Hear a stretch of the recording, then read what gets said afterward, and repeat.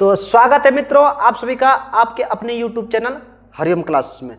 तो जैसा कि आप सभी थंबनेल में देख रहे हैं, आज आप सभी के लिए क्या लेकर के आए हैं, क्लास 10th हिस्ट्री का जो है पहले चैप्टर का अति लघुत्तरीय प्रश्न, साथ ही साथ लघुत्तरीय प्रश्न में जितने भी प्रश्न हैं उन सारे प्रश्नों को लेकर के आए हैं। खास करके बोर्ड एग्जाम के लिए काफ़ी इम्पोर्टेंट है। जो भी बच्चे 2026 में एग्ज़ाम देने वाले हैं बोर्ड का, उनके लिए तो काफ़ी इम्पोर्टेंट है। तो एकदम ध्यानपूर्वक जो है इस वीडियो को शुरू से अंत तक वॉच करिए, ताकि आपको जितने भी प्रश्न इस वीडियो में बताए जाएंगे सारे प्रश्नों को पूरी तरह से आपको समझा सके।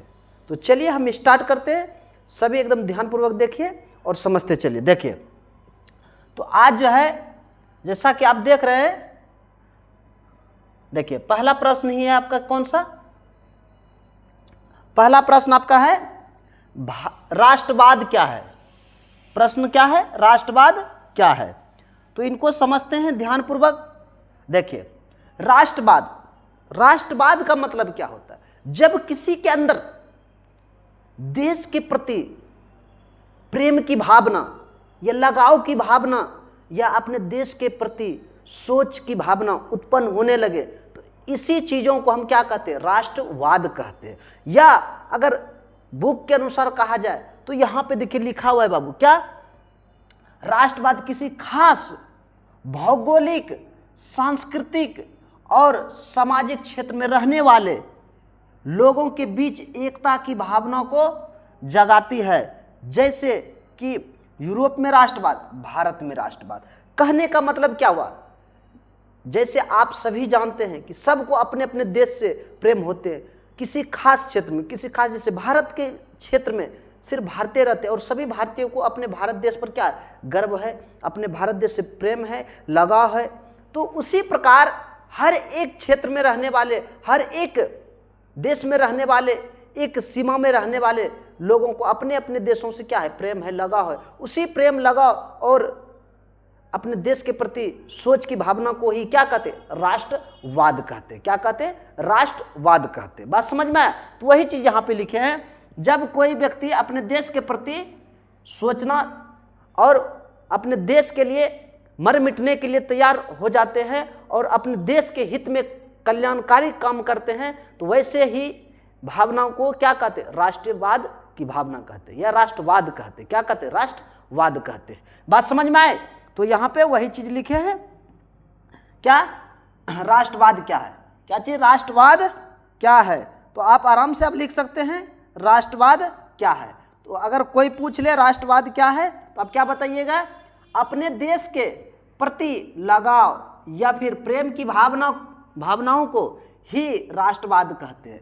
या फिर इसको भी लिख सकते हैं, राष्ट्रवाद किसी खास मतलब क्या, जैसे भारत के अंदर, भारत के क्षेत्र में जितने भी लोग रहते हैं उनके भौगोलिक, सांस्कृतिक मतलब रीति रिवाज जो होते हैं, और सामाजिक क्षेत्रों में रहने वाले लोगों के बीच एकता, जो आप देखते हैं एकता, भाईचारा देखते हैं। यहाँ कई प्रकार के जाति है, कई प्रकार के धर्म हैं, हिंदू, मुस्लिम, सिख, ईसाई, जैन, बौद्ध, पारसी सारे हैं, और सब के बीच क्या है, एकता की भावना। यही एकता की भावना क्या दिखाता है, राष्ट्रवाद की भावना दिखाता है। अपने राष्ट्र के प्रति सोच, लगाव की भावना दिखाते हैं। तो इसी को ही क्या कहते हैं, राष्ट्रवाद कहते हैं। बात समझ में आया। जैसे आप सुने होंगे, अगर चैप्टर नहीं पढ़े हैं तो हमारे ही चैनल में प्लेलिस्ट बना हुआ है, आप जा करके इस पूरे चैप्टर के वीडियो है, आप आराम से देख सकते हैं। बात समझ में आया।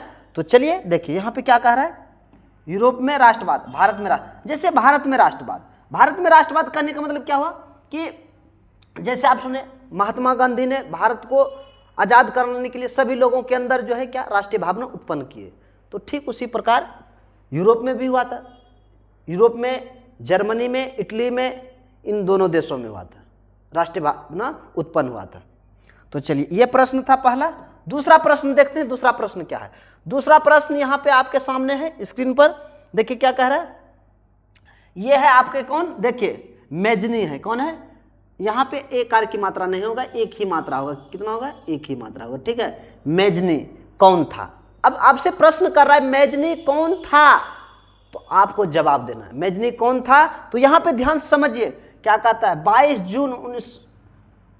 जून 1805 ईस्वी में इटली में जन्म हुआ था। किसका? मेजनी का। मेजनी के बारे में लिखना है तो मेजनी का पहले जन्म लिख देते हैं। ऐसा जरूरी नहीं कि मेजनी का जन्म लिखना जरूरी, लेकिन अगर लिख देते हैं तो और बढ़िया है। क्या आप बताइएगा? सबसे पहले 22 जून 1805 ईस्वी को इटली में जन्म हुआ था। अब देखिए, अब इसके बारे में लिखना है। मेजनी साहित्यकार, गणतांत्रिक विचारों का समर्थक। देखिए मेजनी जो है ना साहित्यकार थे। क्या थे? साहित्यकार थे। साथ ही साथ अपने देश के अंदर जो गणतंत्र बना हुआ, जैसे हमारा देश भी एक गणतांत्रिक देश है, उसी प्रकार ये जो है ना इटली के गणतांत्रिक देशों के विचारों के समर्थक थे। ये विचार प्रकट करते थे, लोगों को अच्छे अच्छे विचार देते थे अपने देश के प्रति, अपने देश को आगे बढ़ाने के लिए। और कहते हैं और योग्य सेनापति भी था। सेनापति भी ये थे। सेनापति समझते हैं, कई सारे सेनाओं का जो प्रमुख होते हैं, हेड होते हैं, जो देश, जैसे अभी भारत के रक्षा मंत्री कौन है आप सभी जानते हैं। तो ठीक उसी प्रकार ये इटली के एक प्रमुख सेना थे। क्या थे? प्रमुख सेना।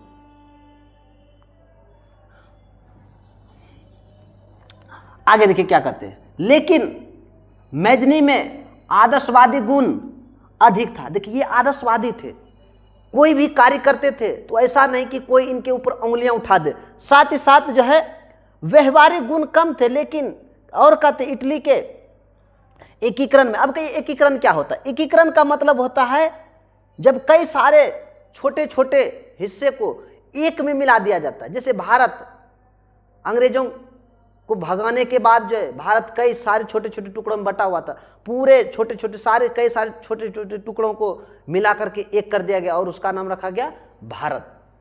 ठीक उसी प्रकार से इटली जो कई सारे छोटे छोटे 300 छोटे छोटे क्षेत्रों में विभक्त था, उन सारे को एक करने में सबसे अधिक महत्वपूर्ण भूमिका अगर किसी ने निभाया तो किसने निभाया? मेजनी ने। किसने? मेजनी ने। इसीलिए कहा जाता है कि इटली के एकीकरण का मसीहा कहा जाता है। किसको? मेजनी को। या फिर कह सकते हैं इटली के एकीकरण में मेजनी का महत्वपूर्ण योगदान था। बात समझे? आगे देखिए क्या कहते हैं। और यंग इटली की स्थापना 1831 में। अब देखिए यंग इटली क्या था? यंग इटली जो है एक सेना का दल था जो कि किसने बनाए थे? मेजनी ने। इन्होंने जो है इटली को एकीकृत करने के लिए कई सारे संगठन का भी निर्माण किए, नागरिक आंदोलन चलाए। किसने? मेजनी ने। तो यही बात यहां पे कहा गया, यंग इटली की स्थापना की। कब? 1831 में। तो आपसे पूछे जाएंगे कि यंग इटली की स्थापना कब की? तो आप क्या बताइए? 1831 ईस्वी में। किसने? जोसेफ मेजनी ने। यहां मेजनी होगा, क्या होगा? मेजनी। ठीक है, मेजनी ने। और कहते हैं सन 1834 ईस्वी में उसने यंग यूरोप नामक संस्था बनाया। इतना ही नहीं, देखिए पहले इन्होंने नागरिक आंदोलन चलाए, फिर उसके बाद यंग इटली की स्थापना की, फिर उसके बाद 1834 ईस्वी में इन्होंने यंग यूरोप नामक संस्था भी बनाए। और सारी ये संस्था जो बना रहे हैं इटली को एक करने के लिए, इटली जो कई सारे छोटे छोटे टुकड़ों में बटा हुआ था उनको एकीकृत करने के लिए जो है मेजनी ये सारे काम कर रहे थे। बात समझ में आया? और देखिए आगे क्या कह रहा है। आगे कह रहा है इतना ही नहीं, यह जो है मेजनी का संबंध गुप्त दल कार्बोनरी संगठन से भी था। तो आपसे ऑब्जेक्टिव में पूछे जाएंगे किस दल से मेजनी का संबंध है? गुप्त दल कार्बोनरी से। किससे? गुप्त दल कार्बोनरी। इसी से ऑब्जेक्टिव में प्रश्न आएंगे कि यंग यूरोप की स्थापना किसने किए थे? तो मेजनी ने। कब किए थे? तो आपका यहां पे प्रश्न में दिया गया है, देखिए यंग इटली का 1831, यंग यूरोप का 1834 में। कब? 1834 में। ठीक है, तो दोनों प्रश्न पूछे जाते हैं। साथ ही साथ जो है इन्होंने जो है कार्बोनरी दल की स्थापना किए थे। कौन से? कार्बोनरी दल की सदस्यता भी ग्रहण किए थे। और कहते थे, इनका कहना था अगर किसी भी देश को स्वतंत्र करना है, शक्तिशाली बनाना है और विकसित करना है, आगे बढ़ाना है, तो युवक जो होता है, नवयुवक जो एकदम जैसे 25 वर्ष वाले उम्र होते, 25 वर्ष वाले उम्र, उनको जो है देश को संभालने दे दीजिए, उनके हाथों में क्रांति का बागडोर दे दीजिए। किनका कहना था? मैजनी का। किसका? मैजनी का। तो ये था प्रश्न आपका किससे संबंधित? मैजनी से। मैजनी कौन था? तो आपको क्या लिखना है? मैजनी एक साहित्यकार थे, गणतांत्रिक विचारों के समर्थक थे। मैजनी का जन्म भी लिख देना अगर लिखना है तो, या फिर आप आगे बढ़ सकते हैं। उसके बाद फिर क्या लिखिएगा? मैजनी ने जो है इटली का एकीकरण करने में महत्वपूर्ण भूमिका निभाए। साथ ही साथ मैजनी ने जो है यंग नामक संस्था बनाए, यंग इटली नामक संस्था बनाए 1831 में। उसके बाद 1834 में यंग यूरोप नामक संस्था बनाए, और साथ ही साथ कार्बोनरी दल की सदस्यता भी उन्होंने ग्रहण किए, और अंततः जो है इटली के एकीकरण में महत्वपूर्ण भूमिका निभाते हुए ये जो है अपने योगदान दिए। ठीक है, और 1872 में मर गए। 22 मार्च 1872 में इनका मृत्यु हो गया। ठीक है, तो ये प्रश्न था किस पर आधारित? मैजनी पर। देखिए ये है आपके मैजनी। कौन है? मैजनी। ये मैजनी है। ठीक है, उसके बाद दूसरा प्रश्न देखिए, अगला प्रश्न है, देखिए अगला प्रश्न है, जर्मनी के एकीकरण की बाधा क्या थी? अब देखिए जर्मनी को एक करने में, जर्मनी को पूरी तरह से एक बनाने में जर्मनी भी कई सारे छोटे छोटे टुकड़ों में विभक्त था। जैसे हम आपको बताएं कि इटली जो है 300 छोटे छोटे टुकड़ों में था, तो उसी प्रकार जो है ना जर्मनी भी कई सारे छोटे छोटे टुकड़ों में विभक्त था। अगर मोटे तौर पे कहा जाए तो ये जर्मनी जो है 39 भागों में विभक्त था। कितने? 39 भागों में। या फिर ये भी डाटा फिक्स नहीं है, मतलब लगभग कह सकते हैं।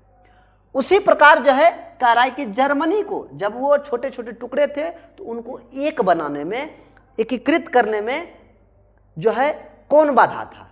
उसको कौन नहीं एक करने देते थे? जैसे देखिए भारत में भी, भारत के कुछ हिस्से जो है पाकिस्तान कब्जा कर रखा है, कुछ हिस्से चाइना कब्जा कर रखे हैं, तो उनको अपने अंदर लेने में, अपने अंदर मिलाने में कौन बाधा पहुंचा रहा है? तो एक तो पहुंचा रहा है कौन? आपके चाइना, पड़ोसी चाइना है, दूसरा पाकिस्तान बदमाश जो है वो। तो उसी प्रकार जो है यहाँ कह रहा है जर्मनी के एकीकरण में, जर्मनी कई सारे जब छोटे छोटे टुकड़ों में विभक्त था तो वहाँ किसका शासन चलता था, किसका दबदबा चलता था? विभक्त करके रखा था। तो वहाँ पे बाधा जो था ऑस्ट्रेलिया था। कौन था? ऑस्ट्रेलिया। ठीक है, तो यहाँ पे देखते हैं क्या, तो कहते जर्मनी लगभग 300 छोटे छोटे राज्य में खंडित थे। कितने छोटे छोटे राज्यों में खंडित था? 300 छोटे छोटे राज्य में खंडित था जर्मनी। मान लीजिए जर्मनी ये है तो ये कितने छोटे छोटे खंडों में था? 300। सोचिए कितना टुकड़े। अब ये ऐसा क्यों किया गया था? ताकि जो है ना हर एक धर्म, हर एक धर्म के लोग अलग अलग रहे और सब को लड़ा करके रखते थे। जैसे अंग्रेज फूट डालते थे और शासन, उसी प्रकार जर्मनी में जो है, जर्मनी में फूट डालकर रखते थे। कौन? ऑस्ट्रेलिया, और वहां पर शासन करते थे। ऑस्ट्रेलिया के कौन? मेटरनिक। ऑस्ट्रेलिया के कौन? मेटरनिक। तो आगे बढ़ते देखिए, तो जर्मनी जो है कितने छोटे छोटे राज्यों में विभक्त था? 300। और कहते जर्मनी में धार्मिक, राजनीतिक तथा सामाजिक विषमताएं होना।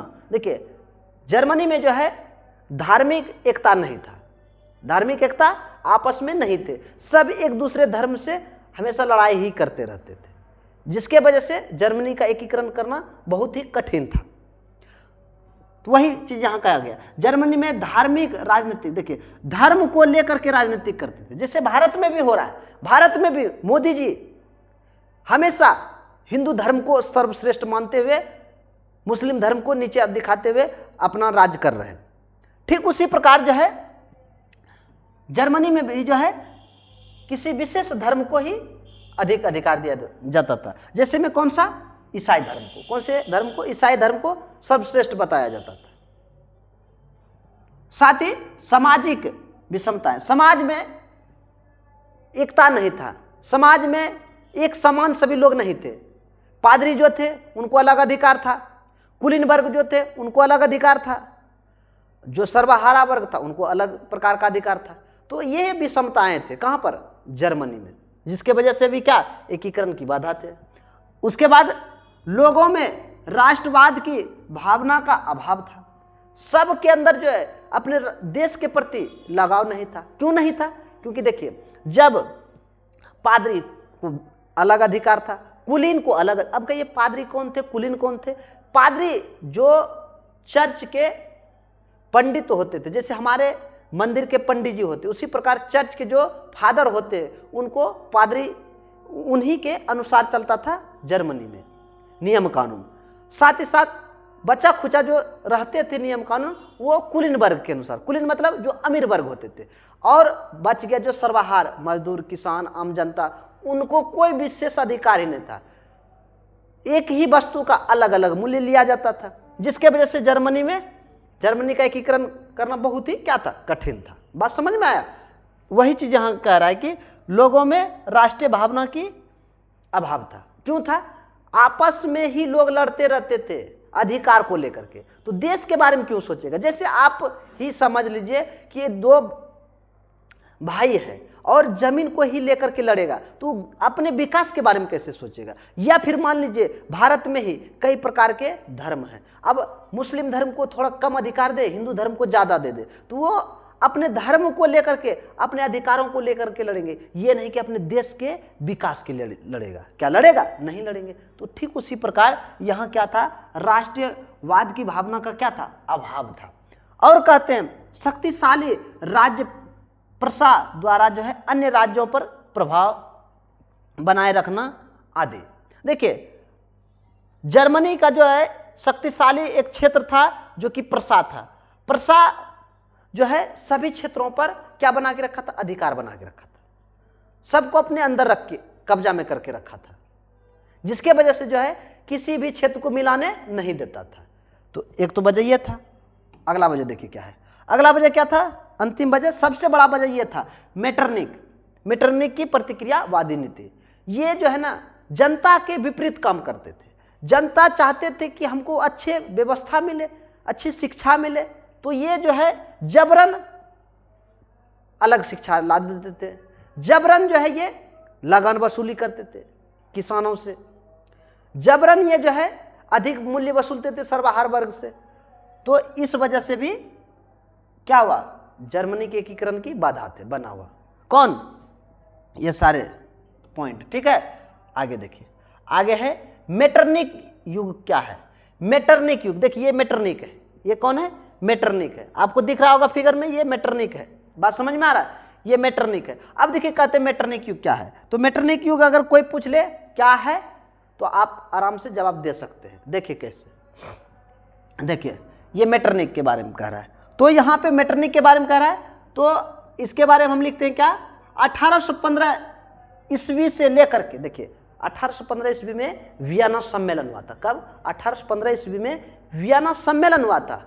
उस सम्मेलन से लेकर के 1848 ईस्वी के बीच के सभी जितने समय आए, जैसे आप भी जानते हैं 1916 से लेकर के, कब 1916 बोलिए, 1915 से, 1916 से लेकर के 1947 तक के युग को क्या कहते हैं, गांधी युग। क्यों कहते हैं? क्योंकि इसके बीच में उनके द्वारा ही सारे कार्य किए गए, इसीलिए कहते हैं उसको गांधी युग। बात समझ में आया?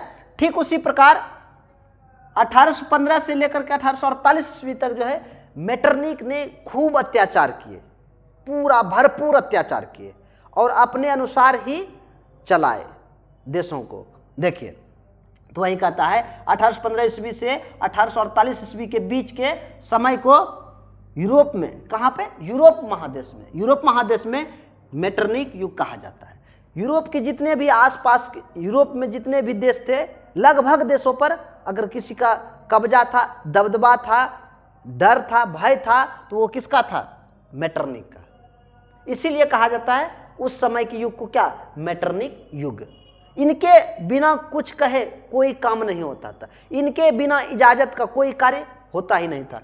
तो इसलिए इस युग को क्या कहा जाता है, क्योंकि जो है ना 1815 ईस्वी में ऑस्ट्रेलिया के चांसलर, देखिए ये ऑस्ट्रेलिया के चांसलर थे। अब का ये चांसलर क्या होता है, जैसे हमारे देश में प्रधानमंत्री होते, उसी प्रकार दूसरे देशों में क्या कराते थे उस समय, चांसलर। तो यहाँ पे कहते हैं चांसलर मेटरनिक का जो है वियना कांग्रेस सम्मेलन का जो है नेतृत्व करने के साथ साथ मेटरनिक युग का शुरुआत हुआ।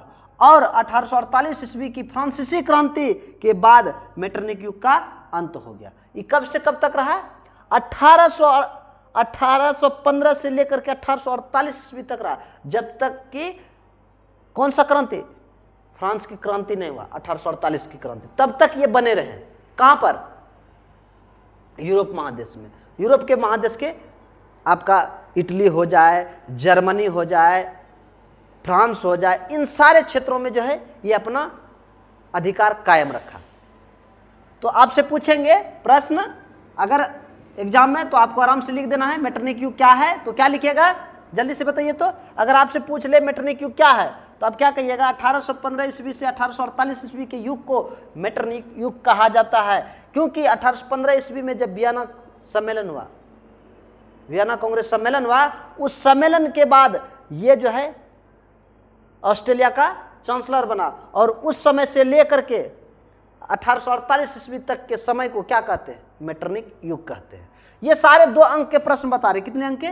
2 अंक का, ठीक है, 2 अंक के प्रश्न बता रहे। चलिए आगे बढ़ते हैं।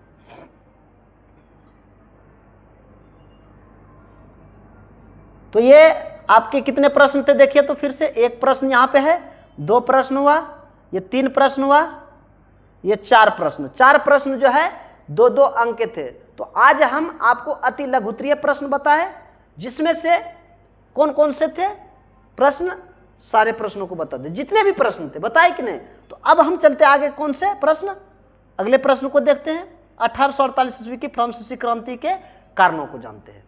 कौन से? 1848 ईस्वी की फ्रांसीसी क्रांति के बारे में जानने का प्रयास करते हैं, ठीक है। तो चलिए आगे बढ़ते हैं। देखिए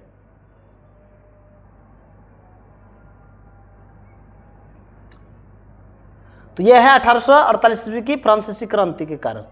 चलिए लिखते हैं और समझते हैं। देखिए देखिए क्या कहते हैं, 1848 ईस्वी की फ्रांसीसी क्रांति के कारणों को लिखे। तो यहाँ पे देखिए क्या लिखे हम, लुई फिलिप एक उदारवादी शासक था। उदारवादी मतलब होता है जो गरीबों के बारे में भी सोचे, अमीरों के बारे में भी सोचे, उसको कहते उदारवादी। क्या कहते? उदारवादी। लेकिन जो है परंतु बहुत अधिक महत्वाकांक्षी था। लेकिन ये इसके अंदर जो है ना बहुत ही इच्छाएं थे। ये भोग विलास में डूबे रहते थे, मदिरा पान का सेवन करते थे, ठीक है।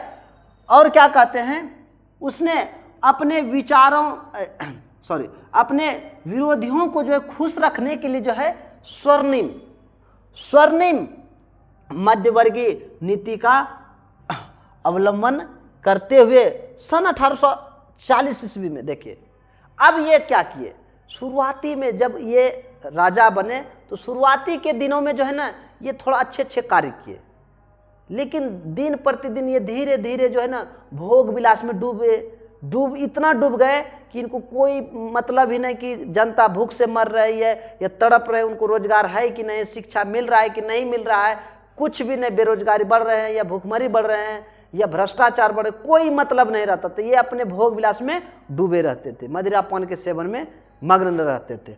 अब तब क्या हुआ, इन्होंने जो है जब देखा कि जनता क्रोधित होने लगे, जनता हम मतलब किससे, जनता जो है लुई फिलिप से जब देखे कि बहुत ज़्यादा नाखुश होने लगे, तो इन्होंने क्या किए कि जनता का ध्यान भटकाने के लिए एक दूसरे व्यक्ति को 1840 में प्रधानमंत्री देश का नियुक्त कर दिया।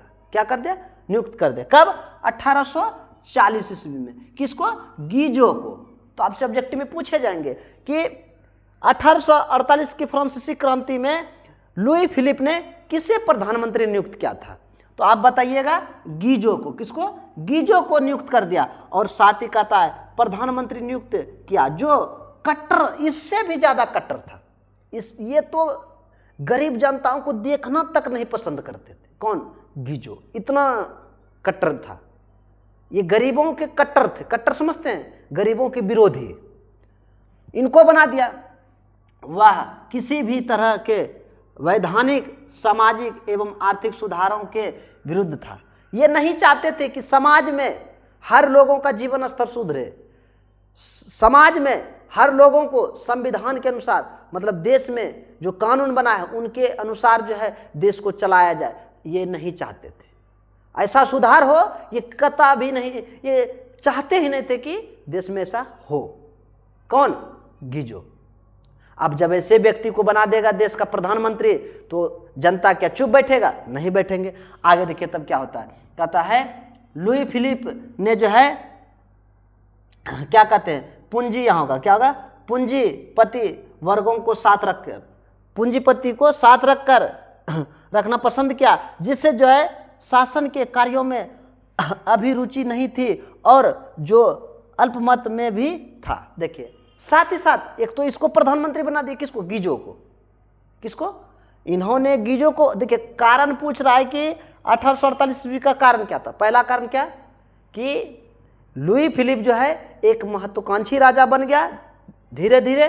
साथ ही साथ जब देखे कि जनता क्रोध होने लगे उन पर, तो उन्होंने जो है एक घोर कट्टर प्रतिक्रियावादी गीजो को 1840 में प्रधानमंत्री बना दिया। और यह नहीं चाहते थे कि देश में सुधारात्मक कोई काम हो, या शिक्षा हो, या फिर रोजगार हो, या फिर भ्रष्टाचार में सुधार हो। किसी भी प्रकार का सुधार ये चाहते ही नहीं थे। साथ ही साथ लुई फिलिप जो है उन लोगों को अपने साथ रखना पसंद किया जो अमीर थे, जो कम संख्या में थे। तो जो बहुसंख्यक थे वो इनके विरुद्ध हो गया। क्या हो गया? विरुद्ध हो गया। तो वही कहते हैं अल्पसंख्यक को रखना पसंद किया, जो अमीर थे, कुलीन वर्ग थे, पादरी वर्ग थे। आगे देखिए तब क्या होता है, आगे तब क्या होता है, देखिए ध्यान से देखिए। तो कहते उसके पास किसी भी तरह का सुधारात्मक कार्यक्रम नहीं था। ये नहीं, इसके पास कोई भी सुधारात्मक काम का योजना ही नहीं था।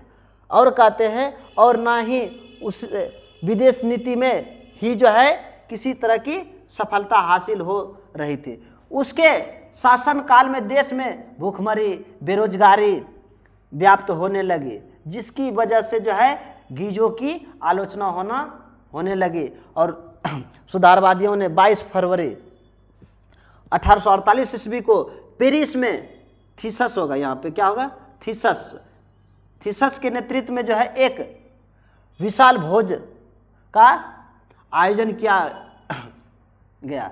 जगह जगह अवरोध लगाए गए और लुई फिलिप को जो है गद्दी छोड़ने पर मजबूर किया गया। 24 फरवरी को जो है लुई फिलिप ने जो है गद्दी का त्याग किया और इंग्लैंड चला गया। और गणतांत्रिक वादियों का जो है नेता लामांटिन एवं सुधारवादियों का नेता लुई ब्लाम गणतंत्रवाद के जो है प्रति उनकी प्रतिक्रियावादी नीति तथा दमनात्मक कार्यों ने जो है 1848 ईस्वी की फ्रांसीसी क्रांति को जन्म दिया। तो देखिए ये सारे जो बात यहाँ पे लिखा हुआ है, इसका मतलब क्या हुआ, इन चीज़ों को हम समझने का प्रयास करते। देखिए क्या कह रहे हैं, देखिए जब जो है लुई फिलिप ने जो है इनको प्रधानमंत्री नियुक्त कर दिया, तो ये देश में अधिक से अधिक भूखमरी बढ़ गया, बेरोजगारी बढ़ गया, भ्रष्टाचार बढ़ गया, जनता त्राही त्राही करने लगा, भूख से तड़पने लगे। तो दो व्यक्ति उभर करके आए। एक व्यक्ति देखिए यहाँ पे नाम लिखा हुआ है, एक का है, क्या नाम है, ला मार्टिन एवं दूसरा नाम है देखिए यहाँ पे लुई ब्लाम। इन दोनों ने, और किसके, देखिए एक व्यक्ति यहाँ है थीसस, इसने जो है भोजन का आयोजन किया। जब जनता भूख से मरने लगी, भोजन का आयोजन किया और इन्होंने जनता का समर्थन पा करके लुई फिलिप के विरुद्ध आंदोलन छेड़ दिया। लुई फिलिप जो है अंततः जो है देश छोड़ करके इंग्लैंड भाग गया बचने के लिए, और वहाँ पर क्रांति पूर्णतः भड़क गया। तो ये सारे वजह थे। सबसे बड़ा वजह कौन था, 1840 ईस्वी में जो गीजो को प्रधानमंत्री बनाया, जो कि घोर कट्टर प्रतिक्रियावादी थे, साथ ही साथ जनताओं को देखना तक नहीं पसंद करते थे, साथ ही साथ क्या थे, जो है इन्होंने अमीरों को अधिक छूट दे दिया, किसने, लुई फिलिप ने, और गरीबों पर ध्यान ही नहीं दिए, जिसके वजह से पूरे जनता भूखमरी का शिकार हो गया, बेरोजगारी का शिकार हो गया, जिससे जनता के सामने खाने तक के लिए नहीं बचा। तो एक नेता उभर के आए थीसस, और इन्होंने जो है भोजनालय का व्यवस्था किया 22 फरवरी को, और 24 फरवरी को जो है लुई फिलिप के विरुद्ध जो है सभी लोग सड़क पर उतर गए, और अंततः जो है लुई फिलिप को गद्दी छोड़कर भागना पड़ा। और इसी यही कारण बना 1848 ईस्वी की फ्रांसीसी का क्रांति का कारण। बस समझ में आया? आगे देखिए,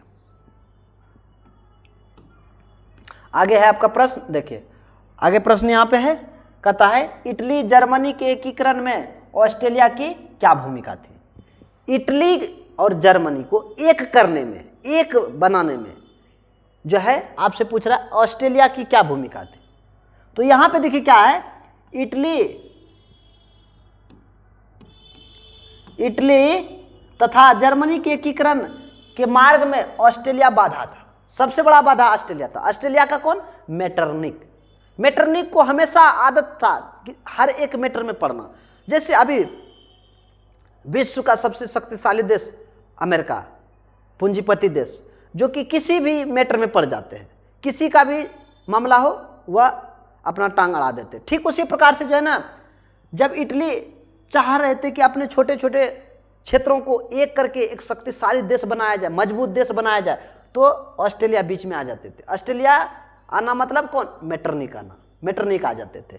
ठीक उसी प्रकार से जर्मनी भी चाह रहा था कि जो हमारे छोटे छोटे टुकड़ों में विभक्त है, कई सारे छोटे हिस्से में, उनको समेट करके एक शक्तिशाली क्या बनाया जाए? जर्मनी। तो इनके बीच में भी बाधा पड़ जाते थे। कौन? ऑस्ट्रेलिया।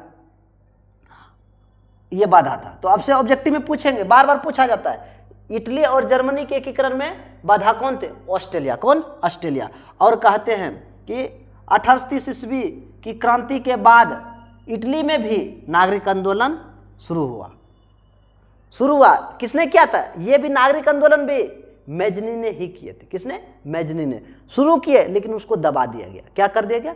मेटरनिक के द्वारा दबा दिया गया और इटली के एकीकरण को वहीं पर रोकना पड़ा, नहीं पूर्ण हो सका, रुक गए। तो वहीं पे यहाँ पे कहा गया है, लेकिन ऑस्ट्रेलिया के चांसलर मेटरनिक द्वारा इस राष्ट्रवादी नागरिक आंदोलन को दबा दिया गया, जिससे जो है इटली का एकीकरण रुक गया, नहीं हो पाया। किसने बीच में टांग अड़ा दिया? मेटरनिक ने। और इटली का एकीकरण पूर्ण नहीं हो पाया। इस नागरिक आंदोलन मतलब क्या? कि पूरे देश के नागरिक को एक कर रहा था मैजनी, और उसको दबा दिया अपने सैनिक के बल के, ताकत के बल पर मेटरनिक ने। साथ ही साथ दूसरा देखिए इसी में है, दूसरा इसी में प्रश्न है, कौन? जर्मनी में भी राष्ट्रवादी भावनाओं को कुचलने के लिए किसने? यही मेटरनिक ने। मेटरनिक ने भी जर्मनी में जब देखा कि जर्मनी के जनता जो एक हो रहा है, अब जो जनता आगे बढ़ रहे थे, जैसे भारत में भी, भारत को आज़ाद कराने के लिए, भारत में राष्ट्रीय भावनाओं को जागृत करने के लिए महात्मा गांधी ने कई प्रयास किए, लेकिन अंग्रेज दबा देते थे बार बार। जैसे मंगल पांडे को भी दबा दिया गया। उनके बाद कई वर्षों के बाद फिर से एक गांधी जी आए। गांधी जी ने भी कई आंदोलन की, कई बार जेल गए, तब जाकर के देश आजाद। ठीक उसी प्रकार जर्मनी भी एक होना चाहते थे, कई छोटे छोटे टुकड़ों को एक करना चाहते थे, एक बनाना चाहते थे, और राष्ट्रीय भावनाओं को जगा रहे थे। तो उन भावनाओं को कुचल दिया किसने? ऑस्ट्रेलिया के चांसलर मेटरनिक ने। और कहते दमनकारी कानून, दमनकारी नीति अपनाया। दमनकारी समझते हैं? मार काट वाली नीति अपनाए, चाहे मारना पड़े जिस प्रकार हो, लेकिन इस नागरिक की राष्ट्रीय भावनाओं को किसी तरह कुचला जाए, जिससे जो है जर्मनी का एकीकरण भी रुक गई। क्या रुक गई? अतः दोनों देशों के एकीकरण में ऑस्ट्रेलिया बहुत बड़ा बाधा था। बात समझ में आया? तो सबसे बड़ा बाधा कौन था जर्मनी और इटली के एकीकरण में? तो ऑस्ट्रेलिया। कौन? ऑस्ट्रेलिया। अगला प्रश्न देखते हैं। देखिए अगला प्रश्न है आपका, देखिए तो ये है आपके, देखिए कौन? ये दिख रहा है आपको? देखिए ये व्यक्ति जो दिख रहा है, ये व्यक्ति आपका है नेपोलियन बोनापार्ट। कौन है? Napoleon Bonaparte. ये तो इनके बारे में अब ये कह रहे हैं कि यूरोप में, कहां पर? यूरोप में जो है ना, कह रहे यूरोप में, कहां पर? यूरोप में राष्ट्रवाद को फैलाने में। देखिए यूरोप में अगर सबसे पहले कोई राष्ट्रीय भावनाओं को जगाया तो वो है नेपोलियन बोनापार्ट। कौन? Napoleon Bonaparte. इन्होंने सबसे पहले राष्ट्रीय भावनाओं को जगाया। तो हम जानते हैं कि इसका जो है नेपोलियन बोना किस प्रकार सहायक हुआ यूरोप के राष्ट्रवाद में? देखिए, तो कई सारे पॉइंट लिखे हैं, तो एक एक पॉइंट कहते हैं विशेष अधिकार को समाप्त कर दिया। सबसे पहले इन्होंने क्या किया कि जो यूरोप में जो है विशेष अधिकार था, पादरी को अधिक अधिकार था, कुलीन को अधिक अधिकार था, सर्वहारा वर्ग को अधिकार नहीं प्राप्त था। सर्वहारा वर्ग के लोगों को पढ़ने का अधिकार नहीं था, छुआछूत मानते थे, भेदभाव करते थे, उनको विद्यालय नहीं जाने देते थे, चर्च नहीं जाने देते थे। तो इन अधिकारों को क्या कर दिया? समाप्त कर दिया। किसने? नेपोलियन बोनापार्ट ने। दूसरी बात क्या? यातायात के साधन को सुगम और सस्ता कर दिया। जैसे ही इन्होंने देखा कि हर क्षेत्र में, एक क्षेत्र से दूसरे क्षेत्र जाने पर, जैसे मान लीजिए ये भारत है, भारत के इस हिस्से में जाना है तो अलग शुल्क लगता था, इस हिस्से में आना है तो अलग शुल्क लगता था। शुल्क समझते हैं? मतलब आप अगर दूसरे देशों में मतलब दूसरे क्षेत्रों में व्यापारी करने जाते, देश के अंदर ही दूसरे क्षेत्रों में, तो आपको टैक्स देना पड़ेगा। किसको? राजा को। तो उन चीज़ों को नेपोलियन बोनापार्ट ने यूरोप में समाप्त किया। किसने? नेपोलियन बोनापार्ट ने।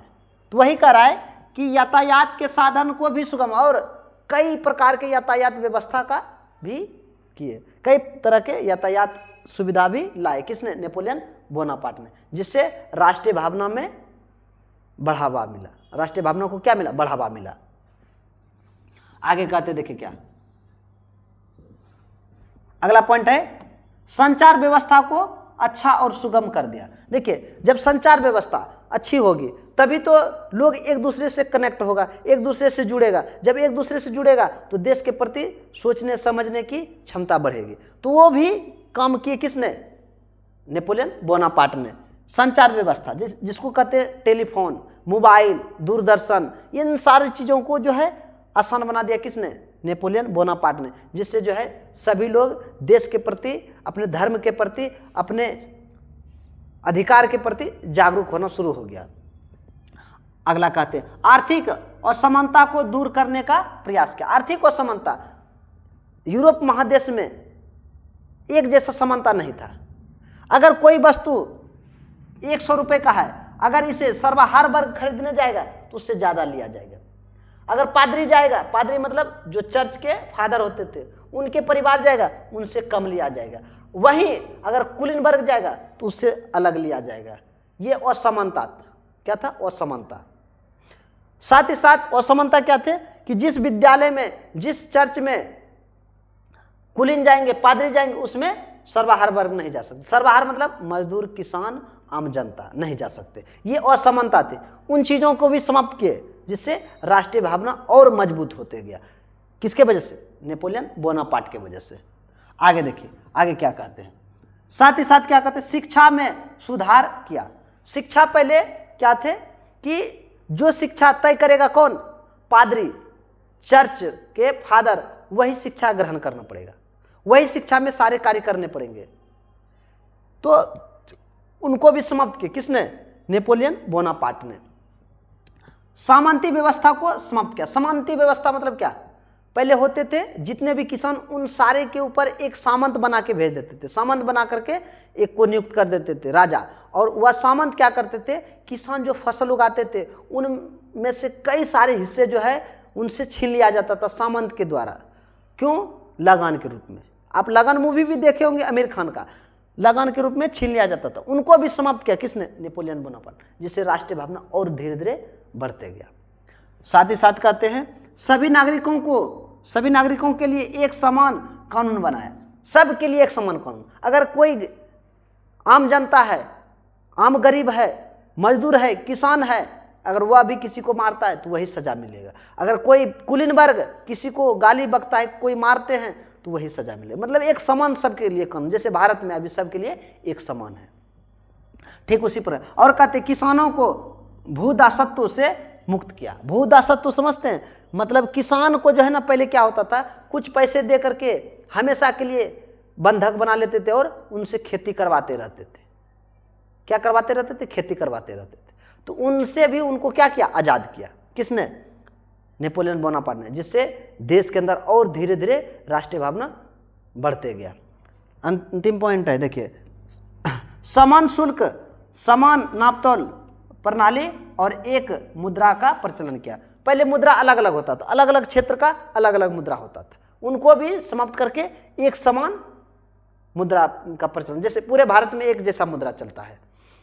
साथ ही साथ नापतोल में घटबढ़ जो होता था कि कुलीन को एक ही मूल्य, मतलब एक ही वस्तु का कम दाम और पादरी को लेकिन दूसरे से ज़्यादा, उनको भी हटा दिया, समाप्त कर दिया, सबके लिए एक जैसा नाप।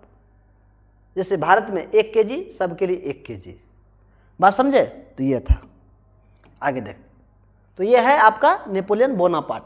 अगला प्रश्न देखिए, अगला प्रश्न है आपका गैरीबाल्डी के कार्यों का चर्चा करें। तो ये है आपके गैरीबाल्डी जी, गैरीबाल्डी जो कि काफ़ी चर्चित व्यक्ति है जर्मनी के लिए। किसके लिए? जर्मनी के लिए।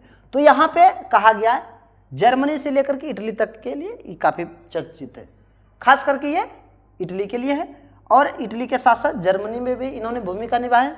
तो देखिए क्या कहते हैं गैरीबाल्डी के कार्यों, कार्य मतलब क्या, गैरीबाल्डी ने कौन से मुख्य काम किए उनके बारे में आपको बताना है।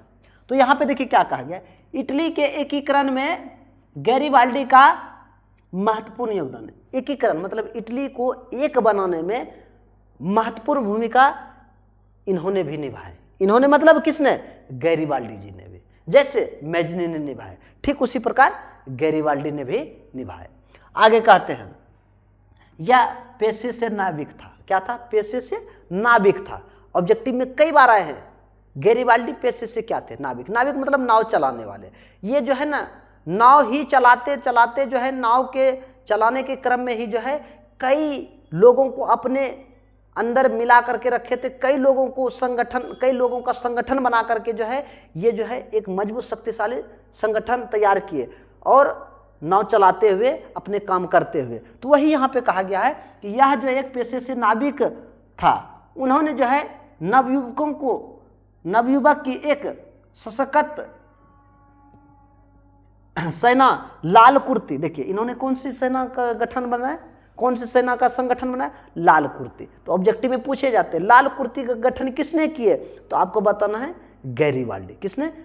लेकिन वही पूछेगा कार्बोनरी संगठन की, तो आपको बोलना है मैजनी। तो इन्होंने किए और इन सैनिकों को लेकर के इन्होंने जो है 2 क्षेत्रों पर आक्रमण कर दिया। अपने सेना को लेकर के, मजबूत शक्तिशाली सेना को लेकर के सिसिली तथा नेपल्स को जीत लिया। क्या कर लिया? आक्रमण करके जीत लिया। और कहते जीत करके कहते हैं वहाँ गणराज्य की स्थापना किया और बाद में इन्होंने जो है इसको क्या किया? दान में दे दिया। देखिए कहते बाद में जो है इन्होंने क्या किया, इन सारी संपत्ति को राष्ट्र को दान कर साधारण जीवन, किसान की भांति जीवन गुजारने लगे। देखिए कितने अच्छे व्यक्ति थे कि एक तो आक्रमण किए, क्षेत्र को जीता, सिसिली और नेपल्स को, और जीतने के बाद इटली के ही हवाले कर दिया और अपना जीवन एकदम नॉर्मल किसान के भांति जीना शुरू कर दिया। तो यह है गैरीबाल्डी। कौन थे? गैरीबाल्डी। लास्ट प्रश्न है आपके लघुत्तरी प्रश्न का, जो कि है विलियम प्रथम। विलियम प्रथम के बारे में। किसके बारे में? विलियम प्रथम। देखिए तो विलियम प्रथम कौन? विलियम प्रथम जो है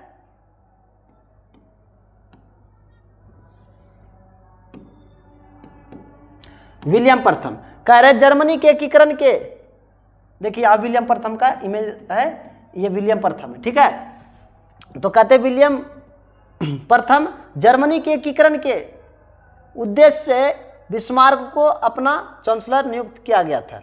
देखिए प्रश्न यह है, अब आंसर का था जर्मनी के एकीकरण के लिए जो है उन्होंने अनेक युद्ध किए। किसने? ये जो आपका है कौन? बिस्मार्क। बिस्मार्क ने ही जो है, बिस्मार्क ने, ये विलियम प्रथम है, विलियम प्रथम ने ही बिस्मार्क को जो है चांसलर बनाया। विलियम प्रथम ने, ध्यान सुनिएगा यहाँ पे देखिए कहा गया है जर्मनी के एकीकरण के लिए उन्होंने अनेकों युद्ध किए और जर्मनी के एकीकरण में अपना महान योगदान दिया। यदि विलियम प्रथम बिस्मार्क को चांसलर नहीं बनाया होता तो विलियम प्रथम के बगैर बिस्मार्क के लिए जर्मनी का एकीकरण करना असंभव था। तो ध्यान से समझे कि ये जो विलियम ये प्रथम है, इन्होंने जो है ये जो है विलियम प्रथम, अगर इसको किसने बिस्मार्क ने, किसने बिस्मार्क ने जो है अगर प्रधानमंत्री नहीं बनाया होता तो किसका जर्मनी का एकीकरण करना संभव नहीं हो पाता। बात समझ में आया? तो यहां पे वही चीज कह रहा है, देखिए ध्यान समझिए।